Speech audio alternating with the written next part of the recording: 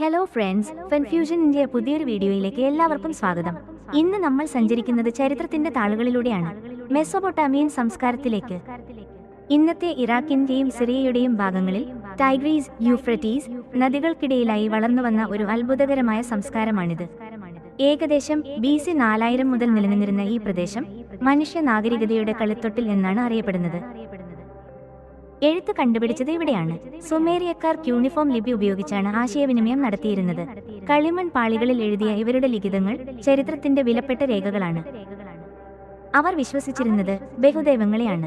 ഓരോ നഗരത്തിനും അവരുടേതായ പ്രധാന ദൈവങ്ങളും സിഗുറാത്തുകളും ഉണ്ടായിരുന്നു, ദൈവങ്ങൾക്കുള്ള കൂറ്റൻ ക്ഷേത്രങ്ങൾ. ലോകത്തിലെ 7 അത്ഭുതങ്ങളിൽ ഒന്നായ ബാബിലോണിലെ തൂക്കുപൂന്തോട്ടം ഈ സംസ്കാരത്തിന്റെ സംഭാവനയാണ് എന്ന് വിശ്വസിക്കപ്പെടുന്നു. നെബൂഖദ്നേസർ രണ്ടാമനാണ് ഇത് നിർമ്മിച്ചത്. സാഹിത്യത്തിലും അവർ ഒട്ടും പിന്നിലായിരുന്നില്ല. ലോകത്തിലെ ഏറ്റവും പഴയ ഇതിഹാസങ്ങളിൽ ഒന്നായ ഗിൽഗമെഷ് ഇതിഹാസം മെസൊപ്പൊട്ടാമിയയിലാണ് ഉടലെടുത്തത്. നീതിന്യായ രംഗത്തും അവർ തങ്ങളുടേതായ വ്യക്തിമുദ്ര പതിപ്പിച്ചു.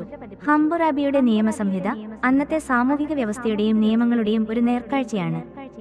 കലയും വാസ്തുവിദ്യയും അവരുടെ ജീവിതത്തിൽ പ്രധാന പങ്കുവഹിച്ചു.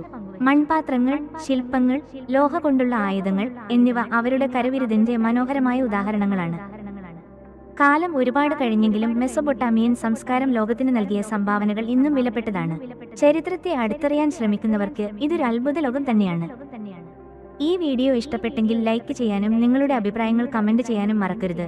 കൂടുതൽ ഇൻട്രസ്റ്റിംഗ് വീഡിയോകൾക്കായി കൺഫ്യൂഷൻ സബ്സ്ക്രൈബ് ചെയ്യണേ. പുതിയൊരു പ്രൊജക്റ്റുമായി അടുത്ത വീഡിയോയിൽ കാണാം.